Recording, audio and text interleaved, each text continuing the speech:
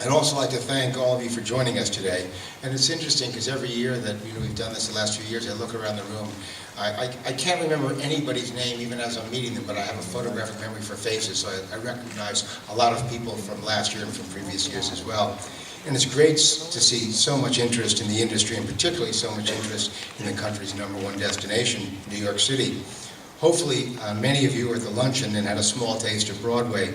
And I want to thank the cast of Jersey Boys, Sister Act, Spider-Man, Memphis, and Lion King for their amazing performances. So once again, really thank you. I know I acknowledged before Charlie Flateman. I want to thank Charlie and Bob Hoffman for providing such a memorable luncheon today. So thank you. Today's a bit of an interesting press announcement because we're not going to be unveiling a new campaign like we usually do, nor do we have any sort of very provocative visuals. We're on a low budget, so we thought we'd just keep it real simple today. But we're here to share a goal for the city and a goal for our country, and a goal that the international press, all of you here, are so important about. And I can't tell you how much we appreciate how you focus and the role that you play on the image and the awareness and the appeal of New York City. As many of you know, New York City's tourism is flourishing. We're the most popular U.S. destination for international travel. We're the country's #1 port of entry, and we welcome the largest volume of overseas visitors to the U.S. Indeed, the vision of Mayor Bloomberg, the vision he had when he first recruited me to lead NYC & Company and tasked the organization with the goal of attracting 50 million visitors. Originally, it's 2015, he brought it down to 2012, and that vision is crystallized. Tourism is part of the lifeblood of New York City's economy. People from around the globe, from all backgrounds and interests, are connecting with our city and finding reasons to come here over and over again, even during the tough times that we're experiencing today. In fact, this past year, we not only reached the 50 million visitor goal, we also did it a full year ahead of schedule. But today, we want to change the focus. We're shifting the metrics of success. For New York City, tourism isn't just about visitation numbers, but about the importance of its economic impact on our city and the value, of course, for our visitors. As we're all aware, this has been a very difficult time for our country and for cities across our country. We're in an era where every tax dollar is counted, every expense is weighed, and new sources of revenue are actively being sought. To this end, the attention of the U.S. has turned to the international marketplace. As many of you know, and many of you saw yesterday, Secretary Bryson yesterday sort of evoked President Obama through the President's Export Council, has made the goal of doubling exports. So in the travel and tourism industry is a key component of that export policy. For our part, NYC & Company, we've been lucky to be ahead of the curve, and we've been heavily investing in our international markets over the past 5 years. After all, these visitors, the international visitor, represents literally 50% of the direct spending in our city, over $16 billion annually.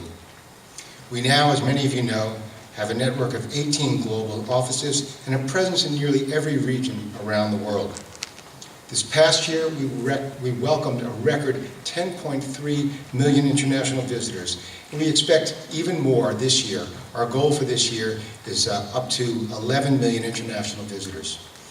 In fact, we've grown the city's share of overseas visitors to the United States, and this is something we're very proud of, from a 28% market share of overseas visitors to a 33% market share. And each market share point represents $600 million in direct spending, and over last year alone, that was $3 billion to the city of New York that we didn't have before. However, it's not what we've done that's important, it's what we need to do going forward. Today, I'm extremely proud to announce that New York City's tourism industry is poised to meet the mayor's new goal of generating $70 billion in economic impact by 2015. Over the next 3 years, we are hoping to shatter more records. 55 million visitors, $45 billion in direct visitor spend, over 350,000 jobs for an annual economic impact of $70 billion. And we're putting a number of new strategies in place. To help set off the balance and the issues of the euro crisis, we are strategically pushing even farther into new emerging markets.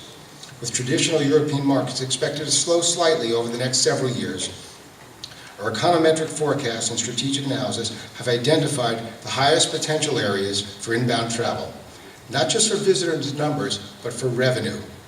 Using our models, we are forecasting strong growth in a number of regions between 2012 and 2015, picking up on the trends that we've seen over the last year or so.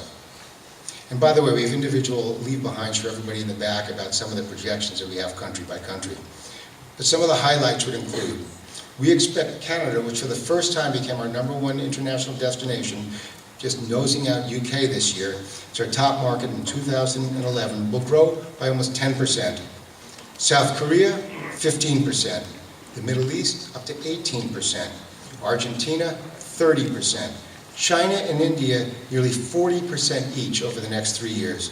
And Brazil, which has just been an extraordinary market for New York and for Florida, is now the #3 inbound market for us, and we believe it'll grow 30% on top of the 19% of last year, keeping it the #1 top destination for Brazilians. We have a little over 50% market share of Brazilian travel. But let there be no mistake, we will never overlook or forget our long-term friends, UK, France, Germany, Australia, Spain, and Jerry, for you, Ireland, of course, you don't want to forget Ireland,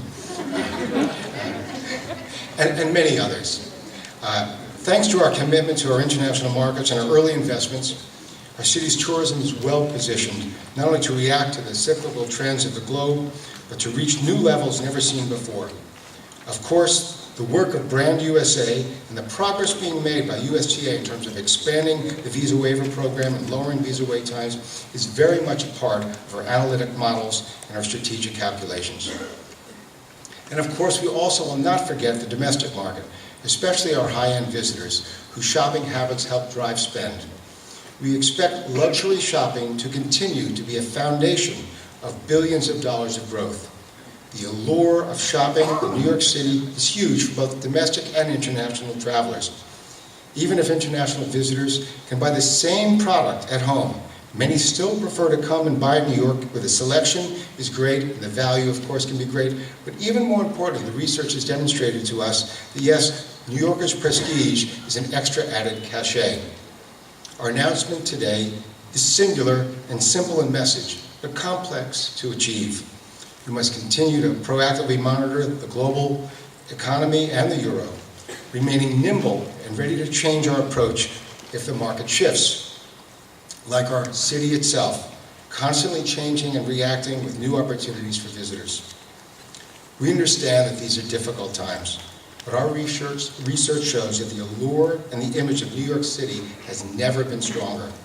Thanks to the dynamic forces of Mayor Bloomberg and the commitment of our members and our partners, the industry has rallied to help when help is most needed. It is indeed a very exciting time for travel and tourism in New York City. And while I'm immensely proud of the work that has already been done and the record-breaking success we've had, I'm even more excited to think about the possibilities that lie ahead and how much NYC & Company can contribute not only to the well-being of our city, but to the well-being of our country. We are a hard-driving, job-creating organization, and we hope to add 30,000 jobs over the next 3 years. So I thank you for joining us today, and I very sincerely thank you all for supporting New York.